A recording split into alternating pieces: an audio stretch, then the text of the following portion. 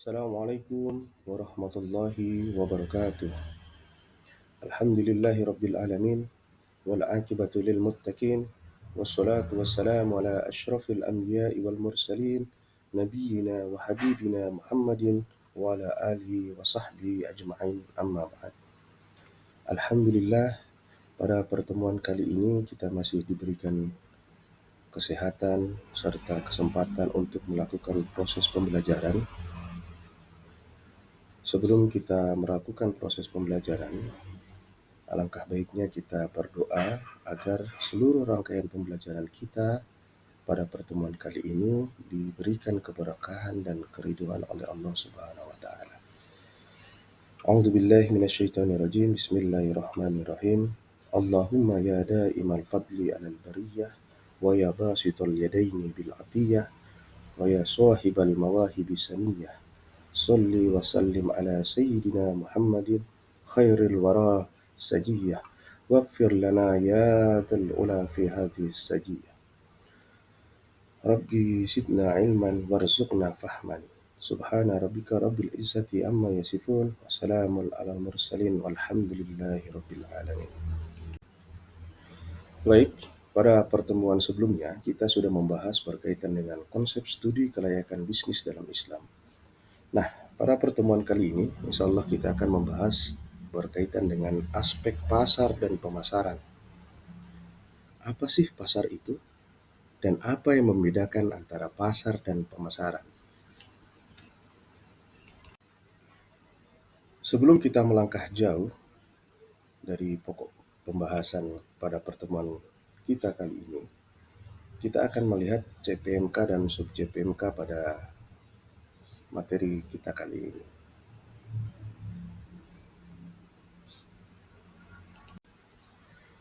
Untuk materi pokok pada pertemuan kali ini, yang pertama adalah pengertian aspek pasar dan pemasaran.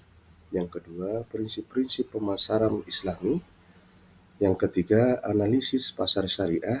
Dan yang terakhir adalah strategi pemasaran yang Islami.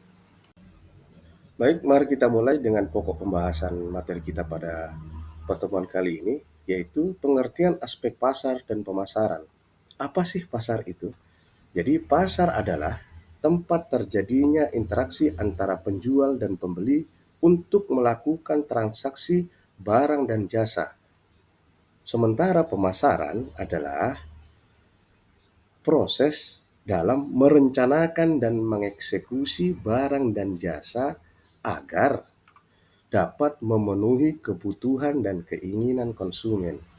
Jadi dalam pemasaran itu ada harga, ada cara mempromosikan barang dan jasa, dan ada bagaimana cara mendistribusikan barang dan jasa agar dapat memenuhi kebutuhan dan keinginan konsumen. Tentunya dalam studi kelayakan bisnis, aspek pasar dan pemasaran membantu pengusaha dalam memahami apakah produk dan jasa memiliki pasar yang cukup dan memiliki strategi pemasaran yang efektif. Setelah kita memahami aspek pasar dan pemasaran, di pembahasan berikutnya yaitu prinsip-prinsip pemasaran yang Islami. Yang pertama adalah kejujuran atau asidq. Tentunya, kenapa dalam asidq ini menjadi prioritas pertama, yaitu tentunya kita dalam mempromosikan atau menyampaikan produk itu tidak boleh menipu. Yang kedua adalah amanah, yaitu menjaga kepercayaan konsumen. Tentunya dua prinsip ini sesuai dengan hadis Nabi SAW yang berbunyi ayatul munafiki salasa idza haddasa kadzdzaba wa idza wa'ada akhlafa wa idza tumina khana, yang artinya ciri-ciri orang munafik itu ada 3. Yang pertama yaitu apabila dia berbicara, dia berdusta. Dan yang kedua, apabila dia berjanji, dia mengingkari. Dan yang ketiga adalah apabila dia diberikan amanah, dia mengkhianati. Rawahul Bukhari. Prinsip pemasaran yang ketiga yaitu adalah tidak gharar. Jadi tidak ada spekulasi harga dalam menentukan harga produk tersebut. Yang keempat yaitu tidak menjual barang yang haram. Jadi produk yang kita jual, kita pasarkan itu harus halal dan thayyib. Dan yang terakhir adalah keadilan. Jadi harga yang adil dan transaksi yang transparan. Jadi antarodin bainahuma. Jadi ada keridoan, unsur keridoan antara penjual dan pembeli. Selanjutnya, kita akan menganalisis pasar dengan cara yang pertama yaitu segmentasi pasar. Apa sih segmentasi pasar itu? Segmentasi itu adalah mengklasifikasikan eh, konsumen kita, mengklasifikasikan pasar sasaran kita berdasarkan produk dan jasa yang akan kita pasarkan kepada konsumen kita.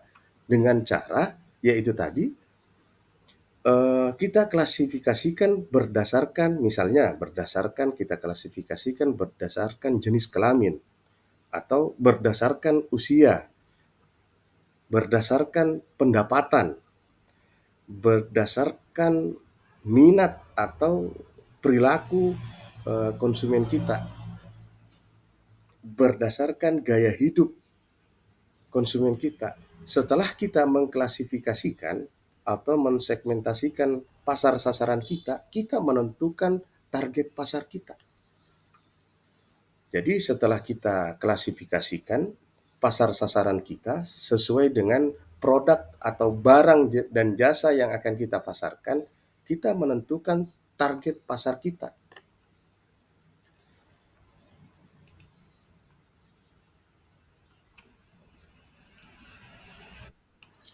Selanjutnya adalah riset pasar Islami.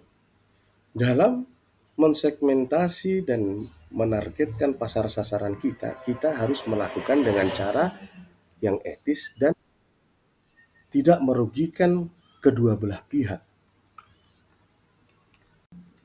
Baik, kita ke pokok pembahasan yang terakhir pada pertemuan kali ini yaitu strategi pemasaran. Dalam strategi pemasaran tentunya kita harus mengenal dengan bauran pemasaran. Yang pertama adalah produk, yaitu produknya itu harus halal dan berkualitas, terus memiliki manfaat dan sesuai dengan prinsip-prinsip syariah. P yang kedua yaitu adalah price. Dalam menentukan harga, tidak boleh mengandung unsur riba dan penipuan.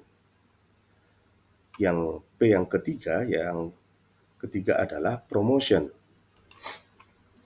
Dalam mempromosikan baik itu barang dan jasa, harus jujur, tidak menipu dan tidak melanggar nilai-nilai Islam. Dan yang terakhir adalah distribusi. Dalam distribusi ini, jadi pendistribusiannya harus mudah diakses dan tidak melanggar prinsip-prinsip syariah.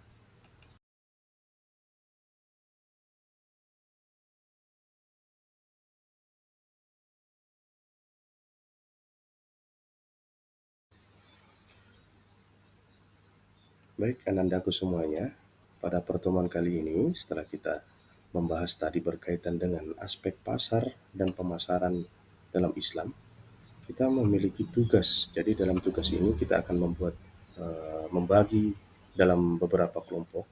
Dalam kelompok itu terdiri dari 3 sampai 5 orang. Jadi kita akan meneliti kasus ya, studi kasus berkaitan dengan sebuah UMKM yang bernama Zahra Hijab ya. Jadi nanti tugas ini akan saya kirim melalui via chat group.